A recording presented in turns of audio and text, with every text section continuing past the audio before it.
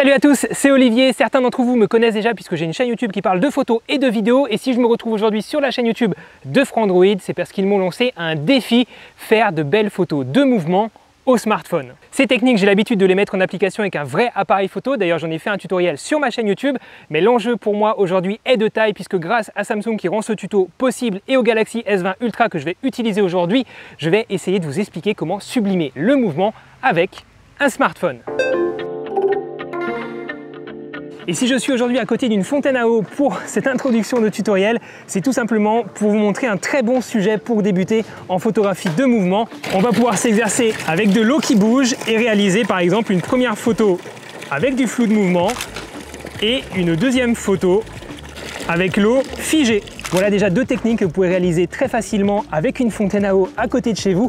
On va tout de suite rentrer un petit peu plus dans le détail avec donc la première technique qui est le figé. Et comme son nom l'indique, le but est de figer son sujet entièrement. Pas de flou de mouvement au bout des doigts, au bout des ailes si vous photographiez des oiseaux. Non, on veut que le sujet soit entièrement net. Le paramètre qui va être important ici sur votre appareil photo, ça va être la vitesse d'obturation, le temps d'ouverture de l'obturateur de l'appareil photo de votre smartphone.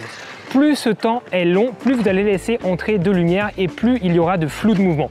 A l'inverse, plus ce temps est rapide, moins il y aura de lumière qui aura le temps de rentrer et plus votre sujet sera figé, ce qu'on cherche ici pour réaliser donc un figé de mouvement. Alors cette vitesse peut être de plusieurs secondes, jusqu'à 30 secondes par exemple, ou à l'inverse de quelques millièmes de secondes seulement pour avoir des vitesses du coup très rapide. On va ajuster cette vitesse en fonction de la vitesse de déplacement de son sujet et potentiellement de la vitesse de déplacement aussi de l'appareil photo, donc ici de votre smartphone. Et vous pouvez pour ça utiliser un petit peu tout ce qu'il y a autour de vous, par exemple des oiseaux, des passants, des voitures, des motos, dans mon cas des skateurs, et vous pouvez comme ça tester les vitesses d'obturation, les figer sur tout un tas de situations différentes. Donc pour cette première photo en figé, je vous l'ai dit, j'ai trouvé un skater qui va me faire un saut. Je vais trouver un angle de vue qui soit assez en contre-plongée en fait pour vraiment faire ressortir mon sujet de l'arrière-plan.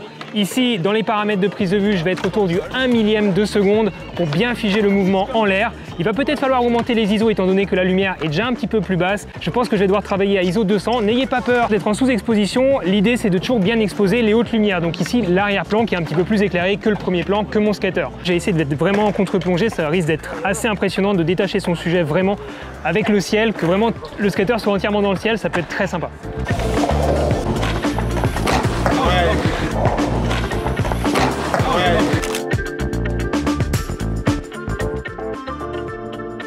Bon, elle est cool, elle est vraiment bien. C'est quoi ton prénom? Liam. Liam, merci Liam. On a notre photo, on va tout de suite passer à la deuxième technique, donc le flou de mouvement.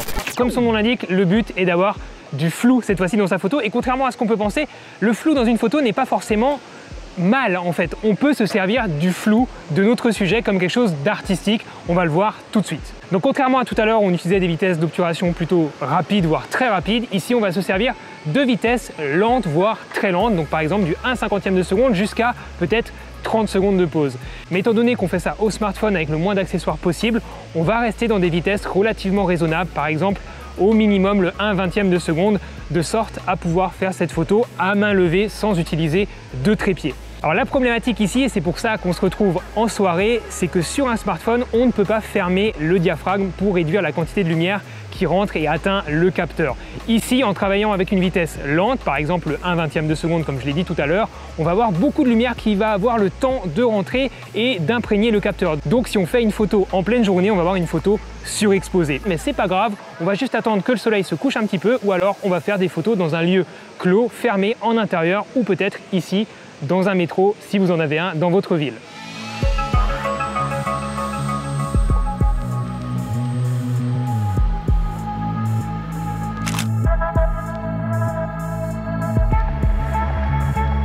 Alors la photo, le cadrage est pas mal. Ce qu'on va faire, c'est que je vais rajouter Mylène qui cadre ici en sujet fixe. Vous pouvez faire ça, vous pouvez vous servir d'un sujet qui soit statique, qui ne doit pas bouger pendant le temps de la photo. Et c'est juste l'autre sujet en arrière-plan qui va bouger, en l'occurrence ici le métro, qui va être du coup entièrement flou et mon sujet au premier plan qui va être net.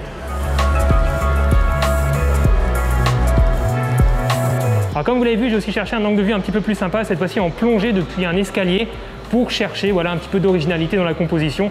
Cherchez, regardez autour de vous toujours pour trouver différentes positions pour différents angles de vue. Ça peut toujours être plus sympa que de se satisfaire d'une prise de vue à hauteur d'homme qui est souvent un petit peu trop simple en termes de composition. On se retrouve pour la troisième et dernière technique, le filet, la technique la plus compliquée des trois, puisque tout l'enjeu ici c'est d'avoir son sujet de net mais l'arrière-plan de flou. Comme pour le flou de mouvement, l'idée ici, ça va être de travailler sur une vitesse relativement lente, par exemple 1/40e de seconde, qui va être une bonne base de travail pour débuter en filet. L'idée, ça va être de trouver un sujet en mouvement, par exemple une voiture, un vélo, une moto. Ça va très bien fonctionner avec ce type de sujet en ville ou en campagne, et de réaliser un suivi de mouvement de ce sujet pendant qu'il se déplace. Donc la première chose à faire, ça va être de repérer un cadre sympa qui se prête bien à un filet. Ce qui veut dire que si vous avez uniquement un ciel uni derrière, l'effet de flou de mouvement sur l'arrière-plan va mal fonctionner. Ici, je vais garder dans mon cadre deux arbres qui vont du coup être bien flous sur ma photo et du coup le filet va bien fonctionner. Je vais donc me positionner ici et je vais réaliser un suivi de mon sujet lorsqu'il passe devant moi et prendre différentes photos pendant que mon sujet du coup passe dans le cadre qui m'intéresse. La petite astuce lorsque vous débutez, c'est de ne pas être trop proche de votre sujet et de réaliser vos photos en grand angle. Ça optimisera vos chances d'avoir une photo de filet qui soit correcte. Donc comme pour la photo de flou de mouvement, je vais être relativement sous-exposé ici et je vais récupérer mes basses lumières en post-traitement. Attention, il arrive, je suis... et je fais une photo. Alors c'est pas trop mal, mais j'ai loupé cette première photo et c'est tout à fait normal. Lorsque vous faites défiler, vous allez avoir beaucoup de déchets. Même ma photographe professionnelle va s'y reprendre à plusieurs fois avant d'avoir un bon résultat. Alors vraiment, ce que je vous conseille, c'est de suivre l'intégralité du mouvement, même si vous faites des photos que au milieu. Ça vous permettra d'optimiser vos chances d'avoir une bonne photo avec le bon suivi de mouvement.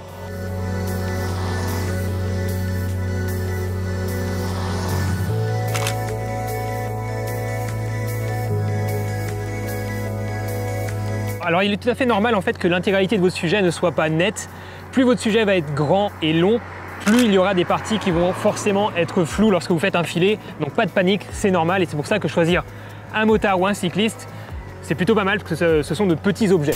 Voilà, j'espère que ce tutoriel vous a plu, que vous avez appris des choses pour utiliser votre smartphone pour faire de belles photos de mouvement. N'hésitez pas à vous abonner à la chaîne pour suivre nos futures vidéos et les prochains tutoriels. D'ailleurs, si vous voulez retrouver plus d'informations, plus de détails sur ces trois techniques que nous avons abordées aujourd'hui sur les 3 F, rendez-vous dans la description. Il y a un lien vers un article détaillé qui vous attend, qui vous explique pas à pas tout ce qu'on a vu dans cette vidéo. Merci Frandroid, merci Samsung, à bientôt les photographes, ciao!